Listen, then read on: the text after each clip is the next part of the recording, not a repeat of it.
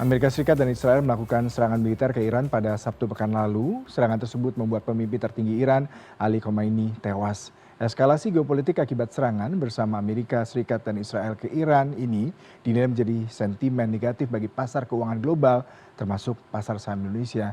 Sektor energi dan komoditas berbasis logam dasar dinilai berpotensi menjadi pilihan defensif. Untuk membahas hal ini, telah terhubung melalui sambungan virtual Hans Kueh, pengamat pasar modal. Selamat pagi Pak Hans.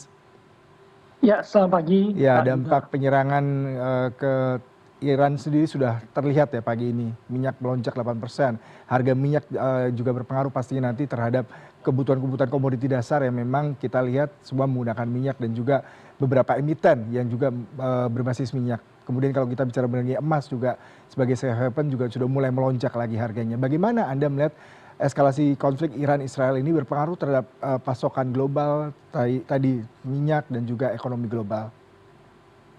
Ya, memang ini agak sedikit mengejutkan ya, karena terjadi serangan di Sabtu. Jadi pelaku pasar mungkin agak sedikit terkejut karena pada perdagangan Jumat sebenarnya kondisinya relatif cukup terkendali karena tadinya memang diskusi nuklir antara Amerika Serikat dengan Iran memang kelihatannya memang agak sedikit sulit menemukan titik temu karena Amerika menuntut agar Iran menghentikan pengayaan uranium dan menyerahkan uraniumnya kepada Amerika. Kemudian mereka juga bicara tentang senjata balistik milik Iran gitu ya. Dari awal kita melihat ini agak sulit tercapai titik temu. Tetapi perundingan di Oman menunjukkan juru runding Oman mengatakan ada kemajuan. Kemudian mereka akan melakukan perundingan lebih lanjut gitu. Nah, nampaknya serangan yang dilakukan Israel dan Amerika ini tujuannya bukan nuklir, tetapi ingin mengganti rezim yang ada di Iran. Memang mereka menarget pimpinan tertinggi Iran dalam serangan kali ini gitu. Jadi ini yang kita lihat. Nah, bagaimana dampaknya ke global? Pertama, minyak pasti terpengaruh karena 26% minyak mentah itu melewati Selat Hormuz.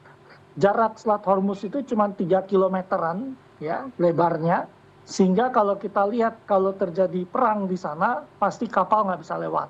Kemudian ada 20% LNG melewati Selat Hormuz tadi, sehingga kalau kita lihat pasti dampaknya adalah harga minyak dunia naik, kemudian gas juga bergerak naik. Dan nilai arus dana yang lewat sana cukup besar ya, itu satu tahunnya ada 600 miliar US dollar ya lewat di sana. Tapi kita harus lihat juga ada juga komoditas lain yang kena gitu ya. Kalau yang kita tahu itu pupuk ya, karena urea dunia itu 45% lewat di sana. Dan ini pasti akan menyebabkan Brazil, India itu akan menghadapi masalah kalau perangnya berlangsung lama gitu. Nah, jadi bagaimana dampaknya pada dunia dan pasar saham, ini memang sangat tergantung pada lamanya perang terjadi. Tetapi secara di jangka pendek ini pasti menyebabkan harga minyak naik, kemudian biasanya pasar saham terkoreksi, harga emas juga bergerak naik ke atas.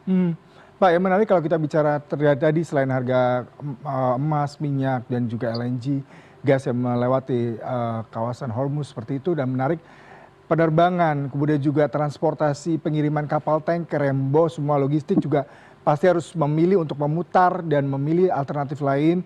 Ini dampaknya terhadap waktu pengiriman, harga yang lebih mahal. Nah, ini apakah juga diperhitungkan dan seperti apa rantai kondisi multiplier effect-nya akibat kondisi ini, Pak? Ya, jadi pasti yang pertama kalau kita lihat dampaknya itu pasti penerbangan, ya sektor penerbangan pasti terganggu karena penerbangan pasti di stop dulu. Lihat aja kita kalau mau memberangkatkan haji atau umroh ketika ada perang di sana pasti ditunda ya penerbangannya. Jadi pasti emiten-emiten terkait penerbangan tadi terganggu. Tetapi kalau kita bicara kapal tanker itu pasti dia akan naikin harganya ya, jadi biaya angkutnya naik. Jadi belum tentu mereka dirugikan. Biasanya dalam kasus ini mereka cenderung lebih diuntungkan ya, karena biaya angkutnya meningkat dan biaya asuransinya meningkat tinggi ya. Jadi mereka pasti charge lebih mahal. Nah, untuk kapal tanker sendiri sebenarnya di dunia itu sedang menghadapi masalah karena ketidakseimbangan supply dan demand yang terjadi ya. nampaknya dunia ada salah perhitungan sehingga supply kapal tanker itu agak kurang, sehingga dari awal tahun kapal tanker itu udah naik biaya angkutnya 700%-an gitu ya, karena kekurangan supply. Nah, dampak dari perang ini bisa menyebabkan biaya angkut yang lebih tinggi lagi yang terjadi. Mhm, Jadi nampaknya kalau kita lihat secara segi ekonomi, dampak perang ini nggak bagus bagi mhm, ekonomi dunia, ya, iya, termasuk dengan Indonesia, di mana kita ini net importir minyak, gitu ya. Kita konsumsi bisa 1,5 juta barel, produksi kita 600-700 ya. Jadi kita ada spare import yang cukup besar. Kalau perang berlangsung lama, tentu masalah kita adalah subsidi energi kita pasti tinggi sekali dan ini menjadi beban APBN kita, di mana lembaga rating global itu sudah menyoroti tentang defisit APBN kita. mhm. Pak, kalau kita bicara mengenai, market ya Pak, biasanya bulan Maretnya adalah momen di mana semua melakukan balancing portfolio hedge fund dan, minyak ini sebagai key variable. Kalau kita melihat, kondisi minyak tadi meroket, kemudian dengan uncertainty, kondisi perang eskalasi di Timur Tengah, seperti apa sebenarnya market bisa membaca ini dan kemungkinan akan ada adjustment seperti apa Pak, terkait dengan komoditi minyak sendiri Pak? Ya, jadi kita harus menganalisa sedikit bahwa perangnya seperti apa gitu ya, karena kalau perangnya berlangsung lama, dalam jangka pendek minyak mungkin masuk ke 80, Mhm, kalau perangnya berlangsung lama mungkin dia akan naik ke 100 sampai 120 gitu. Nah, tadi saya sampaikan bahwa kelihatannya motif Amerika itu ingin mengganti rezim yang oke. ada di Iran gitu. Mhm, Nah, sebelumnya kalau kita lihat intelijen Amerika, Israel itu sudah membuat demo di mhm, sana ya, di Iran beberapa waktu lalu. Tetapi berhasil ditanggulangi oleh pemerintah berkuasa gitu ya, tapi memang ada korban jiwa yang terjadi di sana. Nah, nampaknya serangan kali ini Amerika ingin menumbangkan rezim yang ada, mengganti dengan rezim yang baru. Karena itu Donald Trump menyampaikan pada warga Iran untuk ini adalah kesempatan kalian mengganti rezim gitu. mhm, Nah, tetapi kami melihat bahwa ternyata demo yang pro dengan rezim yang ada saat ini itu lebih besar daripada demo yang anti gitu ya. mmm, Jadi nampaknya rezim di Iran ini tidak akan berganti sesudah oke. serangan dari Amerika dan Israel ini. Nah, untuk mengganti rezim, Amerika perlu mendaratkan pasukan darat di sana ya. Biasanya sulit menjatuhkan satu negara dengan serangan udara saja gitu. Nah, kalau itu terjadi, kemungkinan Amerika dan Israel akan menderita kerugian besar karena geografis dari Iran yang lebih menguntungkan dan Iran bisa bertahan dalam periode yang panjang. Nah, mengingat Amerika itu ada pemilu sela di bulan November dan harusnya kalau Donald Trump ingin Partai Republik tetap berkuasa, dia harusnya tidak terlibat dalam perang jangka panjang. Mhm, Sehingga nampaknya kalau kami perkirakan Amerika berusaha menekan supaya Iran kembali lagi ke dalam meja perundingan sehingga konfliknya bisa berakhir dengan lebih cepat. Sehingga kalau kami perkirakan perangnya mungkin 1-2 minggu yang terjadi, kemudian akan lebih masuk ke meja perundingan karena Amerika dan Israel akan menderita kerugian kalau perang berlangsung lama, sedangkan Iran sendiri itu mereka bisa memakai roket menyerang dan dukungan dari Rusia dan Tiongkok itu tentu akan sangat merugikan bagi Amerika dan Iran sendiri, apa bagi Israel sendiri. saya tertarik dengan statement Anda dengan analisa terkait dengan timeline, eskalasi politik ini dimungkinkan lebih pendek daripada kemungkinan yang terburuknya adalah ekspansi militer Amerika ke Iran. Nah, dengan tenggat waktu yang pendek seperti ini, bagaimana market, bagaimana para investor, dan bagaimana ekonomi global bisa memanfaatkan momentum sehingga tidak terjadi kondisi di mana multiplier efeknya menjadi lebih parah dan berakibat semua sektor komoditi juga terdampak dan pastinya juga akan mengakibatkan kerugian yang cukup masif, Pak. Ya, kalau kita lihat pengalaman lihat perang di Ukraina Rusia, begitu perang mulai, semua pasar global turun dan yang paling terdampak waktu itu adalah Uni Eropa, dananya keluar, kemudian mereka masuk ke negara komoditas.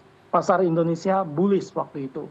Nah, kita melihat bahwa kalau perangnya dalam jangka yang panjang, kemungkinan dana global itu sesudah balik ketika panik saat ini, tapi ke depan itu bisa masuk ke emerging market yang diuntungkan karena komoditas salah satunya Indonesia. Mhm. Tetapi kali ini agak sedikit berbeda.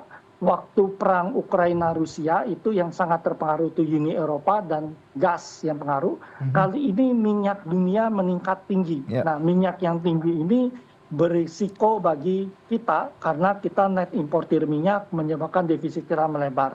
Tetapi kalau perangnya lama, kemungkinan kita ada diuntungkan karena kita negara komoditas, harga komoditas akan tinggi. Tapi tadi saya sampaikan, menurut saya perangnya harusnya tidak berlangsung lama dan tentu seluruh dunia juga berharap ada perdamaian di kawasan tersebut. Iya, kemudian kalau kita bicara mengenai para investor, pelaku pasar di Indonesia terkait dengan dampak ini, ada yang mengatakan sejumlah emiten yang terkait dengan energi seperti konstruksi, kemudian juga penerbangan, komoditi juga akan terdampak dan bagaimana momen-momen menarik untuk mengambil kesempatan untuk mungkin mengkoleksi saham-saham yang turun akibat kondisi global ataupun saham-saham yang mungkin saat ini perlu dilepas ketika kondisi minyak mungkin naik ataupun emas juga terlalu tinggi. Ada rekomendasi juga tidak Bapak? Ya, kalau kita lihat di jangka pendek tentu sektor energi diuntungkan ya. Kita ada Medco, ada Elsa Energi ya, Akra juga cukup menarik di sana. Kemudian tapi minyak ini sangat tergantung perang gitu. Yang lebih fundamental sebenarnya emas ya, karena emas ini proksi. Kalau emas menguat itu sebenarnya karena dunia tidak percaya dengan US dollar dan tidak percaya dengan Amerika. Nah, ini lebih fundamental kenaikannya. Jadi emas bisa jadi pilihan yang menarik. Emiten seperti Antam, MDKA, BRMS, Arci, dan emas ini bisa jadi pilihan gitu. Nah, kemudian kapal tanker dari awal tahun udah tinggi, apalagi perang pasti dia bergerak tinggi. Saham seperti Sochi, Bull, ya, SMDR ini menarik gitu. Nah, kemudian kalau kita lihat sektor yang mungkin tidak diuntungkan dalam kasus ini ya kelihatannya penerbangan ya. Kalau di Indonesia mungkin Garuda Indonesia kurang diuntungkan dalam kasus ini. Kemudian biasanya sektor konsumer dan retail itu nggak diuntungkan karena ini pasti inflasi tinggi ya, biaya transport naik, inflasi tinggi, sehingga konsumer dan retail di CBP, Indofood, AMTR, Unilever, ya, Mayora ini mungkin tidak terlalu diuntungkan. Kemudian logistik dan transportasi lokal ya itu juga tidak terlalu diuntungkan seperti Bird ya, ASSA itu juga tidak terlalu diuntungkan.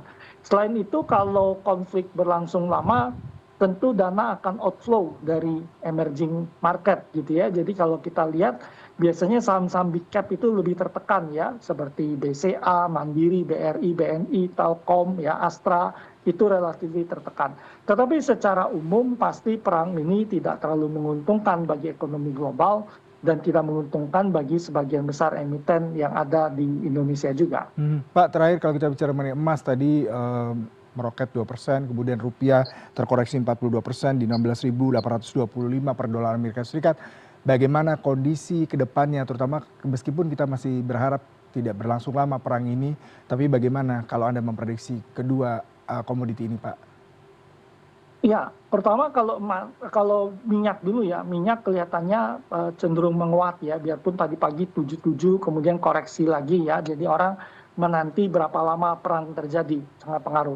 Kemudian emas itu dalam tren jangka panjang memang bergerak naik ya, jadi dunia mengganti cadangan devisa mereka dari US dollar menuju emas ya, dipimpin oleh Tiongkok dan negara-negara lain gitu.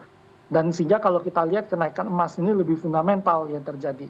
Memang dampak perang pasti ada, tapi pasti emas kalau perang itu minyak pasti naik lebih tinggi karena langsung terpengaruh supply demand-nya dibandingkan emas gitu.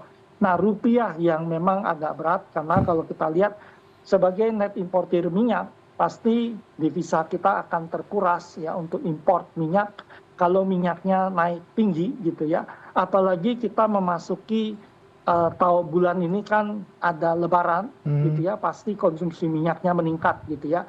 Di tengah memang Pertamina sedang menaikkan harga minyak ya. Jadi kalau kita lihat ini memberikan tekanan pada inflasi kita dan tentu juga memberikan tekanan pada nilai tukar rupiah kita.